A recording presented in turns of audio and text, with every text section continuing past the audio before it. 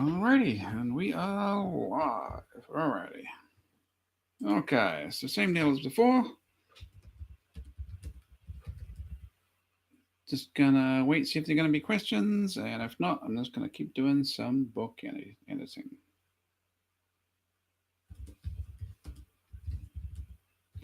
Hello.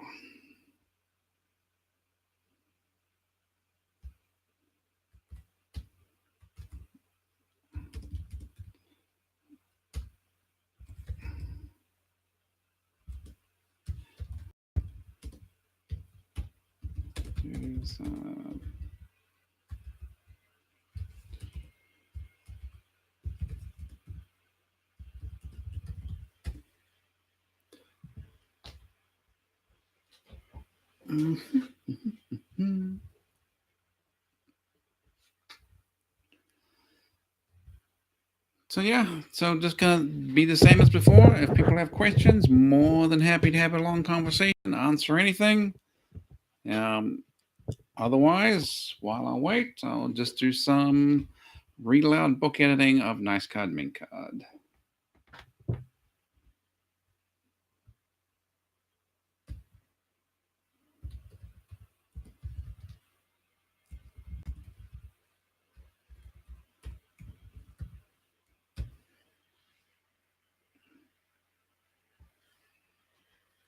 Mm-hmm.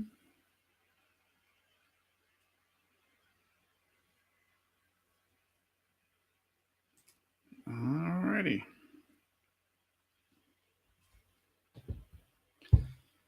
Okay, while I wait for questions, just gonna keep going through Nice Card Mint Card. If you have anything to ask, just ask away, and I'm more than happy to stop and answer anything. Alrighty. So I am up to chapter 11, Nice by Default.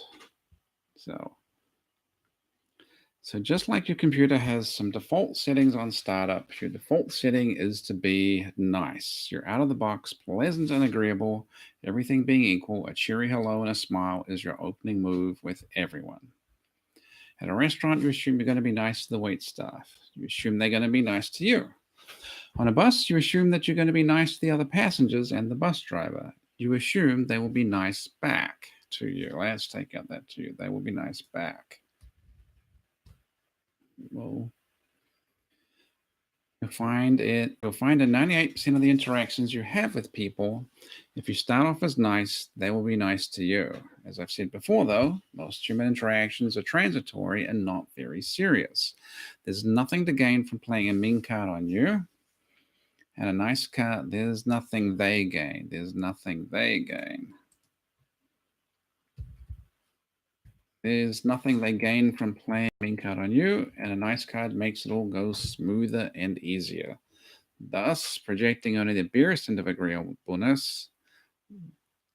Thus, I don't like thus. If you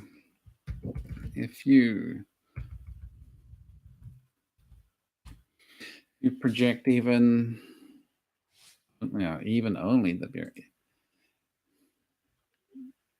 Okay, if you project even the barest hint of agreeableness, it's enough.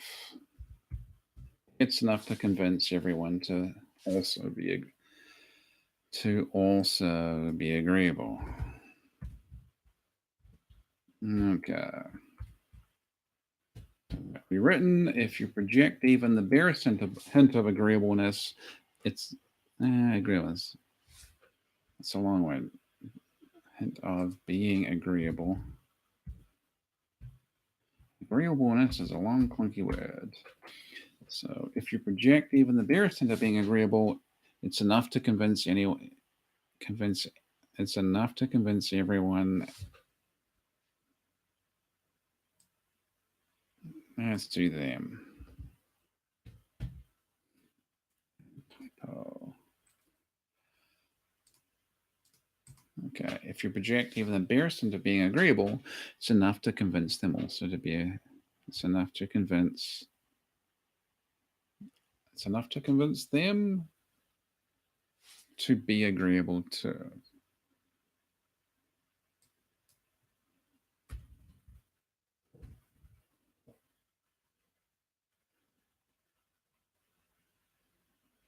Yeah, others.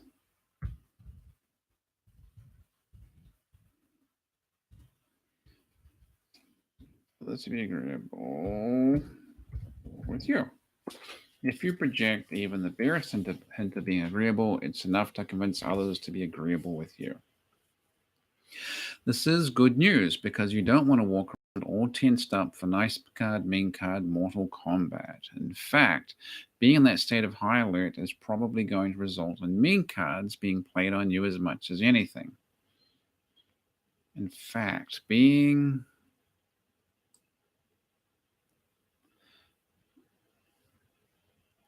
in that state of high alert, being ramped up, in fact, being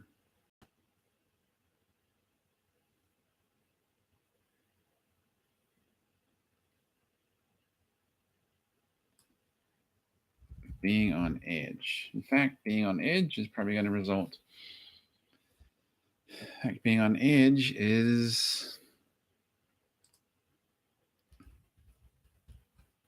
In fact, being on edge is going to result in mean cards being played on you as much as anything. If you're always worked up,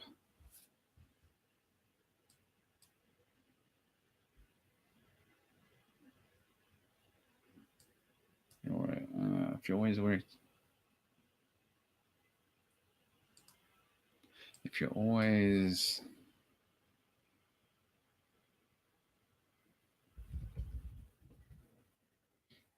anxiously ready for a fight, it looks like you're psyching yourself up to play mean cards. Other people will worry you intend to attack them, so they become. Other people will worry you intend to attack them, so they'll become more defensively aware in dealing with you. Now, because you're both being twitchy, it may take very little to spark a fight between you. Now, because you're both being twitchy,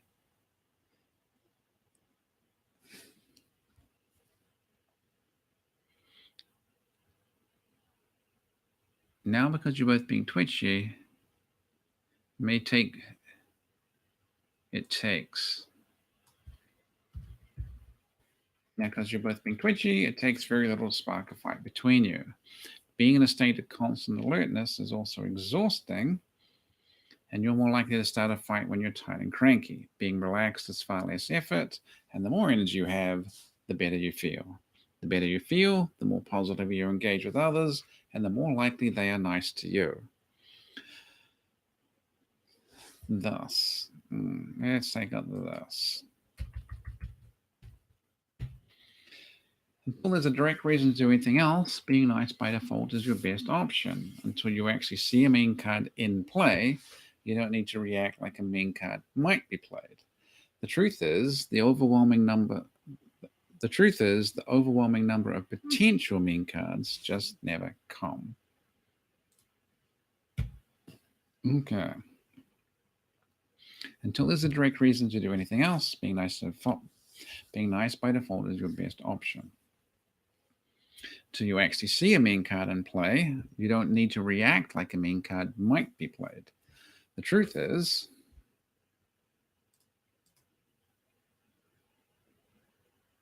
let's take out the truth is. The overwhelming number of potential mean cards just never come. Okay, that's good.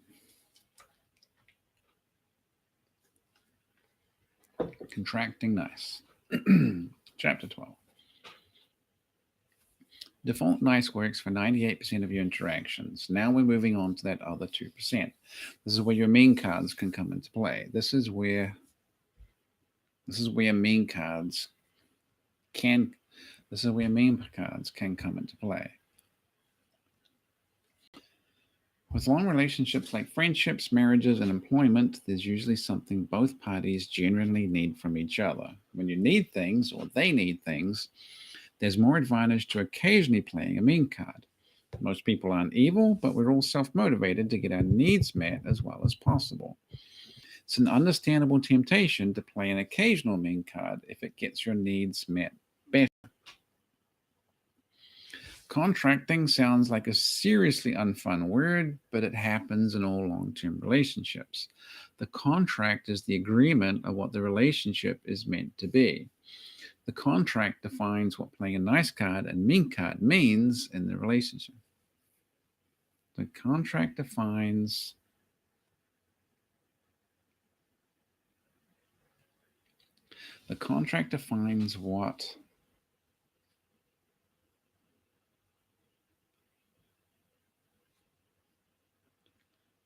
what not playing, what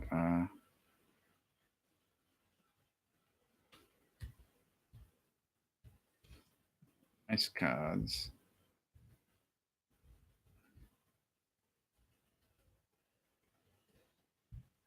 The contract defines what are nice cards and mean cards. What are nice cards or no, well, nice cards. Contract defines what are nice cards and mean cards. Defines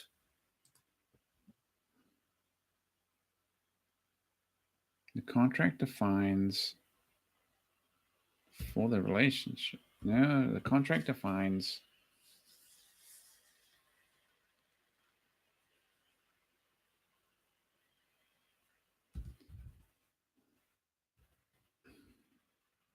accepted. The contract defines the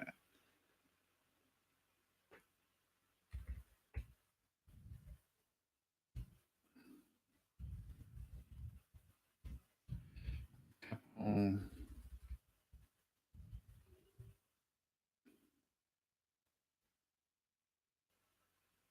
The contract defines. No, it's not necessarily a couple.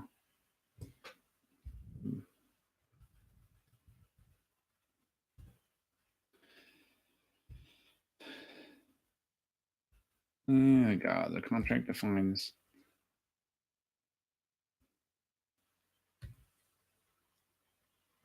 The contract defines the nice and mean cards.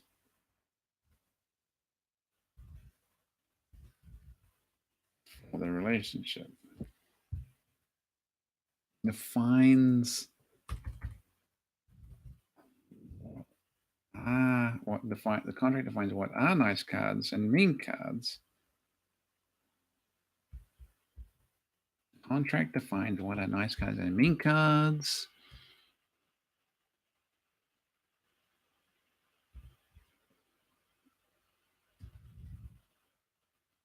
Within the scope.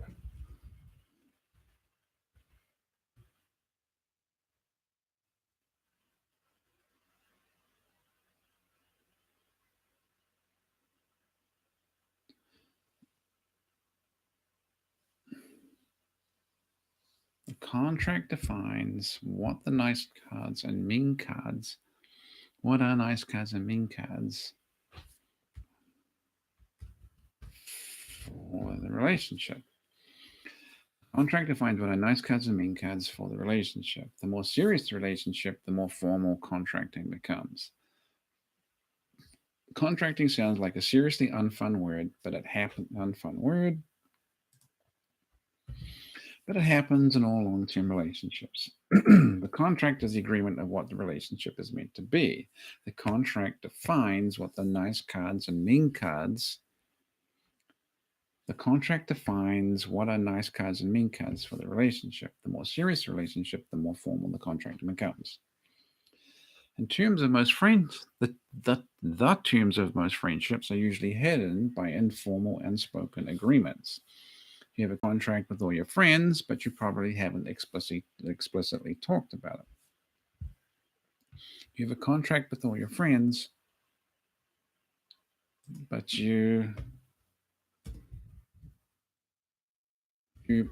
probably haven't explicitly talked about it. Friendships work smoothly despite the lack of communication, usually because both friends assume the same thing about the relationship contract. As you get into more serious friendships, though, it's normal to have some sort of discussion about the relationship.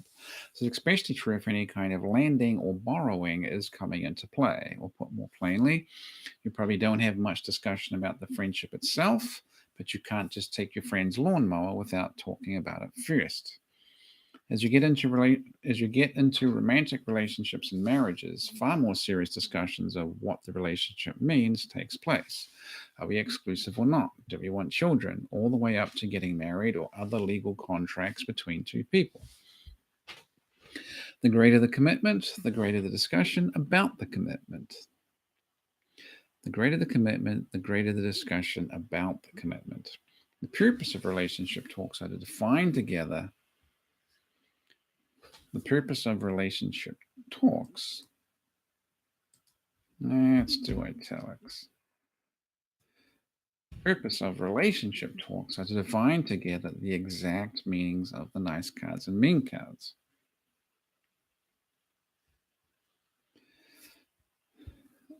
Though, as a less positive aside, we need to talk about our relationship. It's not usually a request to actually talk, it's more frequently interrogation until their viewpoint is accepted.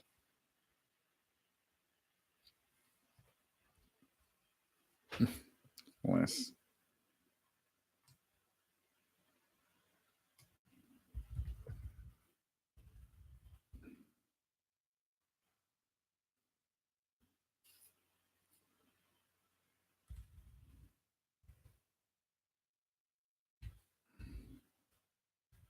As an aside, we need to talk about a relationship.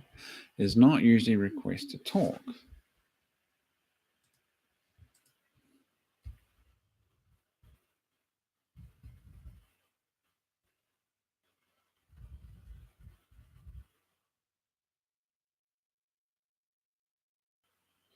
It's not usually a request to have a relationship talk. It's more frequently an interrogation until their viewpoint is accepted.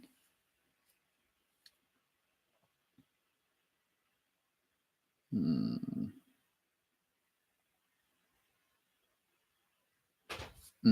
Okay, let's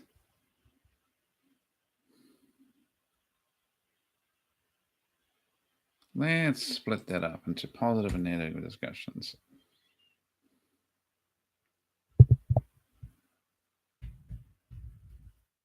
Positive relationship talks.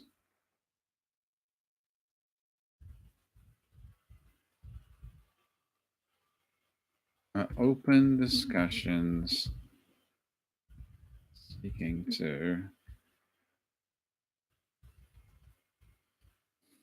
There we go. Positive relationship talks are open discussions seeking to define together the exact meaning of nice cards and mean cards. Or, oh,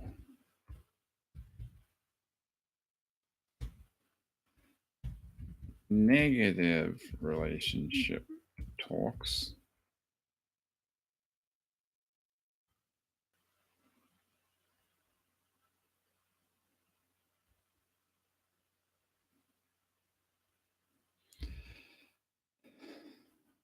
Often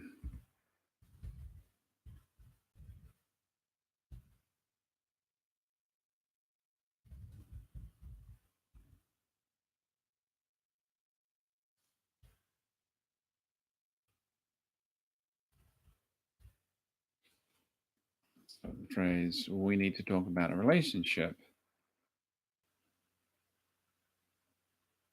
is usually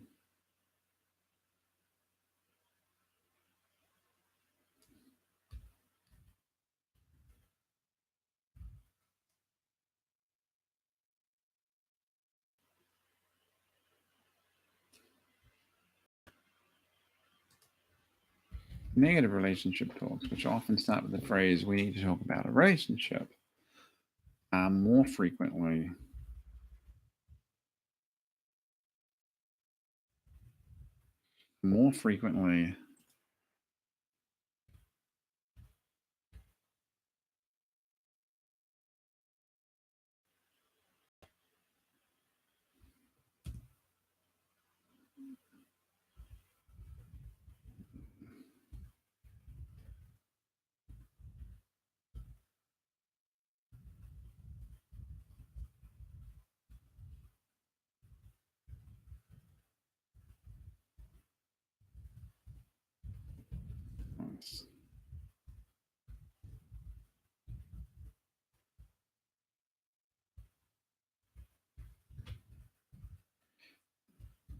Definition of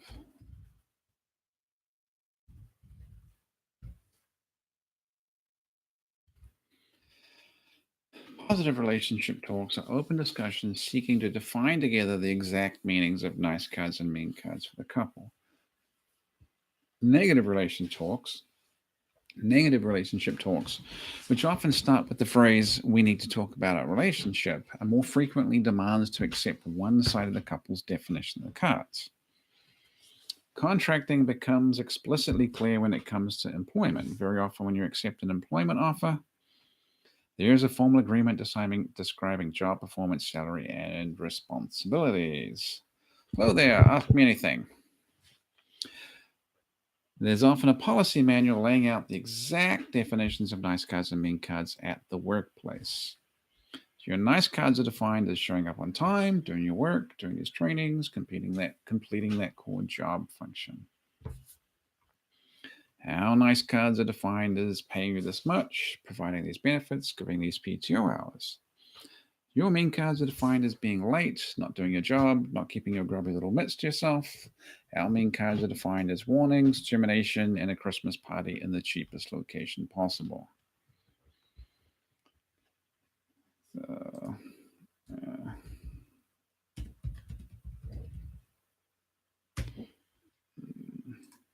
okay. If you've ever watched The Big Bang Theory, a running gag is Sheldon's attempts to enforce a written relationship agreement like an office policy and procedure manual. Sheldon often tries to write the agreement so everyone is forced to play nice cards on him, while allowing loopholes to define his mean cards as completely reasonable nice cards. Second joke is when Sheldon's friends turn the loopholes around on him, and by the terms of the written agreement, he's forced to play a mean card on himself. Though to be fair, something like a prenuptial agreement is pretty close to a Sheldon Cooper styled relationship agreement. Consciously contracting in friendships and marriages often seems unimportant because everyone is getting along well. The relationship can feel like it just happens organically and a contract isn't needed. Often there's a smug sense that contracts are needed for other people who have relationship difficulties, but not for us because our love is special. Ironically, the relationship is good because an imagined shared contract is in effect, and only the lack of communication allows it to continue.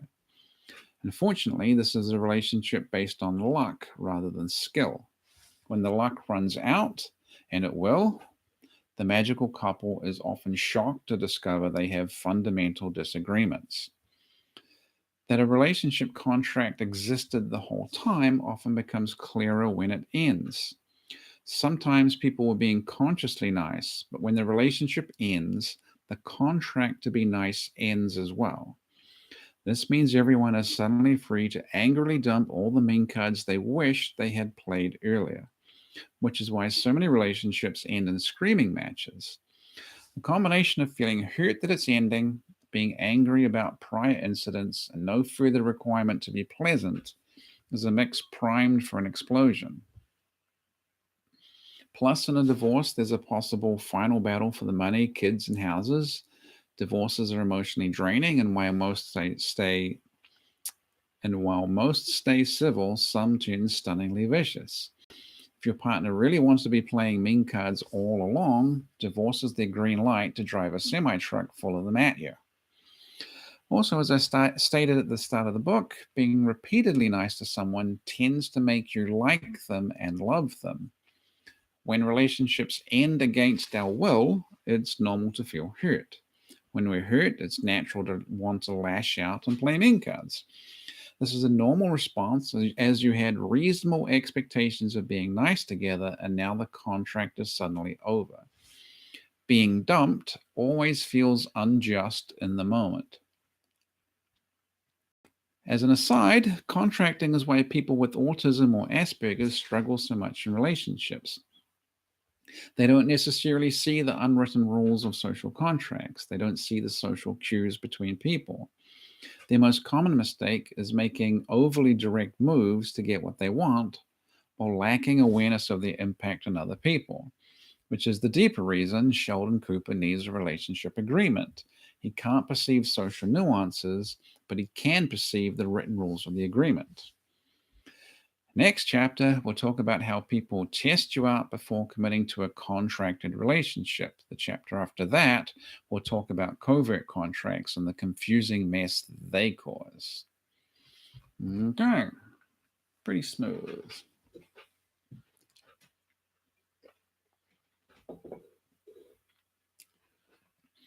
Chapter 13, getting into a nice contract. Before anyone gets in a serious contracted relationship, there's always a screening and vetting process. The old-fashioned word for that is courtship. Whether you're trying to start a friendship, romance, or business partnership, you present yourself as well as possible, seeking acceptance into the contract. If you're trying to get a job, you're going to stack your resume as well as you can. When you go to the job interview, you're going to be polite and well dressed. If you're modeling, if they hire you, you'll be great at playing nice cards at their company. It's the same with romantic relationships. You model your ability to play nice cards on the first date. You're funny, agreeable, sociable. You dress well, tip well, and make sure you keep your temper. She orders a salad and he tries to figure out if that means anything. She watches him eat a steak, silently judging how much he was raised by wolves. This is all very normal. We all do this. If we're attracted to someone, we present ourselves to them as well as we can. The date is part of the interview process towards getting into a contracted arrangement with them. The trouble comes when a mean card person starts courting a nice card person. If they're openly mean, even a too nice person will refuse them. So an always mean is forced to pretend to be genuinely nice on dates, etc. They shower nice cards being wonderfully charming, highly generous, or amazingly sexual. The internet slang for this is hoovering. They come in like a big vacuum cleaner and suck up so well, the too nice person starts relaxing. They ignore their vague sense something isn't quite right, and they agree to contract a relationship with them. Then, as all their friends have told them it would, it goes bad. If this has happened to you, it probably didn't go bad when the relationship started. It went bad in the courtship stage. You either missed or swept the warning signals under the carpet. Remember, the always mean person was only pretending to be nice to get in a relationship with you. Once in a relationship, they wanted to go back to playing mean cards, so they needed to test you out to see if you tolerate it and still be too nice. The usual script is to shower you with nice cards, but then hit you with a major mean card for no clear reason. It will be bad enough to make you wonder who they really are and if you should just end the relationship. Like I said, a major mean card for no clear reason. But if you accept that moment of genuine meanness, you're establishing they can play mean cards and you'll do nothing about it. Which means the real relationship contract you're agreeing to is they can play all the mean cards they want and you'll keep playing nice cards on them. They win, you lose. This script is more common than people realize. They flood you with nice and you fall for them. They dump a big crappy moment on you and you let them get away with it. Then they demand greater commitment and you agree to it. Then that cycle repeats. So let's talk about that. The always mean person was victorious at getting the too nice person. The always mean person was victorious at getting the too nice person into a relationship. The next step is to make it harder for them to escape. This is done by demanding greater and greater commitment to real world consequences if they leave. They get married, they buy a house together, they buy a bigger house together, they have a kid or they have more kids, they run up credit card debts, they strip the equity from the house to build a swimming pool no one swims in. They can either make their spouse dependent on them or flop into dependency on their spouse. Anything to make ending the relationship so impossibly expensive, continuing the relationship is the only affordable option. The relationship can be clearly bad, but the too nice person stays because leaving means devastation. All these, for no clear reason, major testing moments predictably happen just before relationship transition points. They all happen when the real world consequences for ending the relationship are increased. Just, just before you move in together, boom. 2 days after getting engaged, boom. The wedding night, boom. This is like skywriting announcing an impending bait and switch. If increasing the level of commitment means they get nastier to if increasing the level of commitment means they get nastier to you, you've been bait and switched. You got married, got the house, had the kids, now they're full on wailing banshee or vicious jerk. They only go back to nice card hoovering when they worry they've pushed you too far and need to reel you back in. I know it's hard to accept, but the bait and switch is always going to happen. They may not have consciously planned it, but that's the way the script plays out. On an unconscious level, they knew they needed a target and you were broadcasting too nice weakness, so they targeted you. On an unconscious level,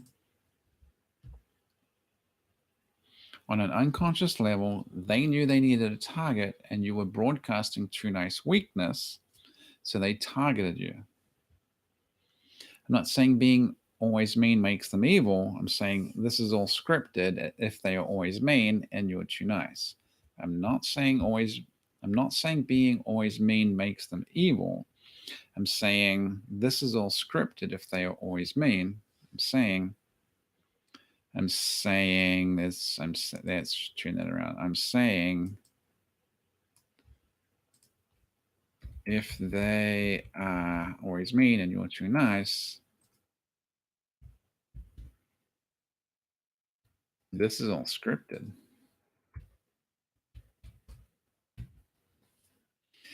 I'm not saying being always mean makes them evil. I'm saying if they are always mean and you're too nice, this is all scripted.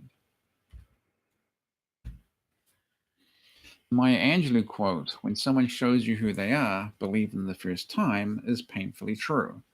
Having talked to many bait and switch victims, they always report for no clear reason tests with sobering clarity. Their spouse had shown them exactly who they were. They didn't want to believe them, and they signed up for more. Though coming back around to the start of the chapter, courtship is a completely normal behavior, best foot forward and all that. Just watch out for the combination of a shower of over the top nice cards with occasional major mean cards for no clear reason. Let's change that back. Major with occasional major for no clear reason mean cards. Just watch out for the combination of a shower of over the top nice cards with occasional. Let's move major. Occasional for no clear reason. Major mean cards. Because there is a reason.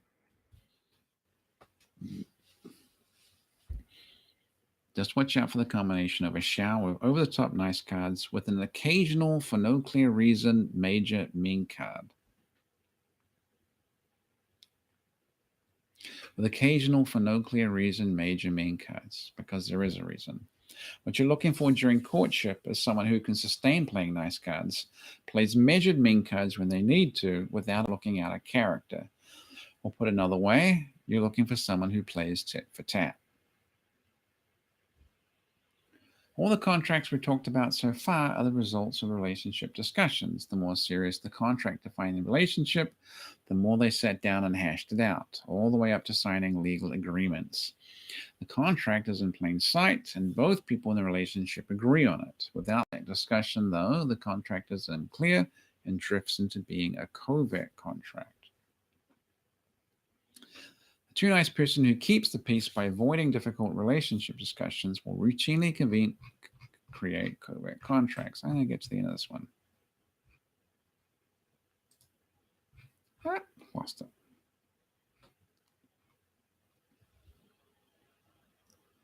The too nice person who keeps the peace by avoiding difficult relationship discussions. The too nice person who keeps the peace.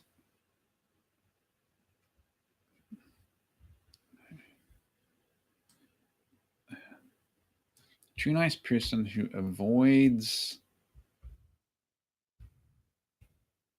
difficult relationship discussions. The too nice person who avoids difficult relationship discussions.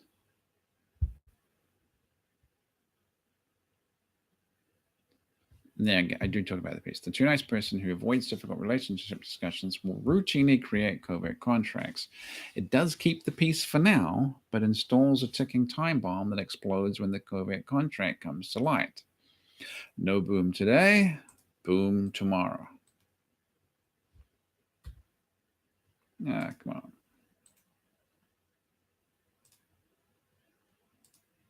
No, I want a comma there. The covert contract only exists in the mind of one person, and without communication, their partner can't disagree with the imagined agreement. Their partner can't say no to a contract they don't want if they don't even know of its existence. Because the covert contract meets no resistance, it feels like there's complete agreement. Then the couple go about their day believing there's a contract and also not knowing there's a contract. In the extreme, one person may believe there's an entire relationship, and the other person is barely aware of the first person's existence.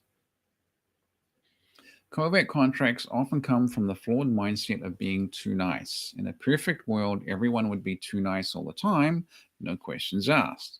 Anytime someone plays a nice card on them, they feel obligated to play a nice card in return.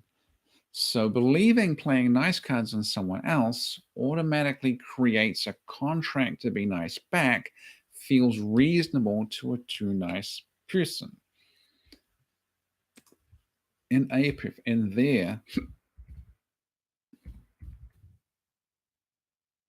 their imagined perfect world. Covert contracts often come from the flawed mindset of being too nice. In their imagined perfect world, everyone will be too nice all the time, no questions asked, too nice all the time, just as they are. There we go, just as they are. Anytime someone plays a nice card on them, they feel obligated to play a nice card in return. So believing playing nice cards on someone else automatically creates a contract to be nice back feels reasonable to a too nice person. Then, because the contract is automatically created, no discussion is needed or required because agreement is assumed.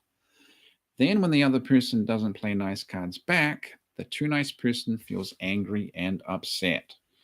The lack of nice cards in return feels like a broken contract. The lack of nice cards feels like mean cards.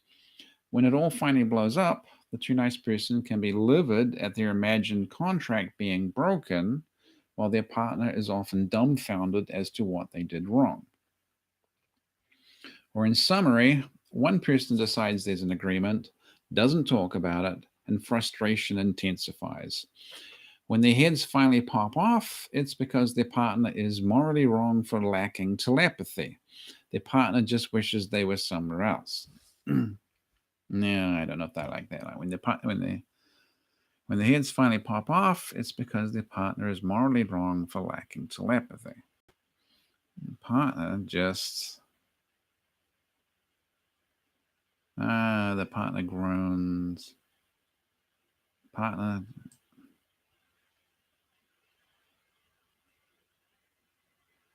partner closes their eyes. Closes their eyes.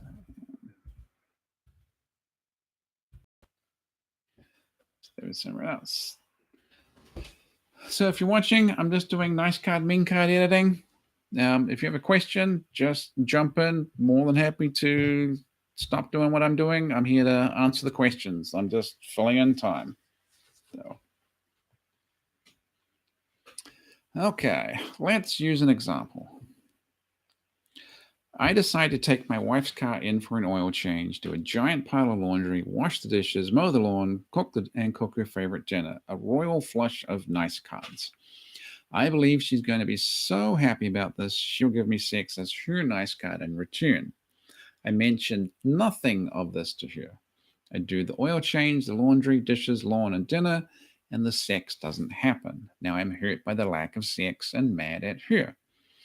I had a giant plan in my head but never talked about it. Then, when it didn't work out perfectly, I blamed her. This is the reason women feel nice guys aren't always that nice. Ironically, this pattern of showering her with nice cards, followed by a mean card of anger, looks very close to the hoovering pattern described last chapter. There are some different motivations. There should be there's. There's some different motivations at work, but most people read it as a red flag. Mm. If you didn't do anything wrong, but your partner suddenly acts like you hurt them, it's often coming from their covert contract. Because they feel like the injured party, it takes some effort to set things right. You can't apologize because one, you did nothing wrong, and two, if you did, by apologizing, you're admitting you did something wrong, which only makes them believe their covert contract was a real contract that you agree with, which explains why they're so mad and you feel the need to apologize. If you confirm they're crazy is right, you're confirming they're the victim and you're the crown prince of the kingdom of wrong. Isn't that good? Which only makes them believe their covert contract was a real contract that you agree with, which explains why they're so mad. Why they're so mad and why it explains why they're so mad and why they want you to apologize. That's better. Which explains why they're so mad and why why they want you to apologize. If you confirm they're crazy is right, you're confirming they're the victim and you're the crown prince of the kingdom of wrong. If they are blowing up, don't panic. If they're blowing up, don't panic. For a covert contract to exist, it requires a lack of communication. So the solution is actively communicating. You consciously dial all the emotionality down and insist on explicit communication about the terms of the covert contract. You find out what their special nice cards were. You find out what special nice card from you they expected in return. You find out why they think you agreed to any of that. If you drag the covert contract out of their head into the light of day, their belief it's an actual contract usually crumbles. Or put another way, you have an actual relationship talk. Likewise, maybe you're the person doing the covert contracts. If you're not having reasonable relationship talks to get clear agreement, you're always going to end up feeling used and ignored. Even if it's uncomfortable, having clear relationship talks will better manage your expectations of the relationship. Even if it's uncomfortable, having clear relationship talks, even if it's uncomfortable, having clear relationship talks will better manage your expectations of the will better manage your expectations. I just don't need the relationship. Even if it's uncomfortable, having clear relationship talks will better manage your expectations. You won't too nice yourself into exhaustion on their behalf when they neither want it or appreciate it. You'll stop wasting your time on people who don't care about you. If you contract yourself to be nice and they haven't agreed to the same, then that's on you. For example, if I'd said to my wife, if I do your oil change, do a giant pile of laundry, wash the dishes, mow the lawn, and cook your favorite dinner, will you wear the fancy lingerie and do the thing I like? Well, personally, that's all a bit much. Personally, that's all a bit much, but at least it's a clear offer of a contract. She can either agree to it or decline it. If she says yes, fantastic. If she says no, well, I'd still help with some of that because I don't mind splitting chores, but I'm not doing all of them and whimpering at bedtime like a wounded muppet. Until you get an agreement, there is no agreement. It's just your assumption. And that ends rule Rule number 1, and then it's on to retaliation. And I am almost done because I started. Alrighty, so I have completed that part of the book, and here is an actual stopping point. So if you're watching, thanks for watching. Please like, share, subscribe, and all that sort of stuff. And I will catch you next time.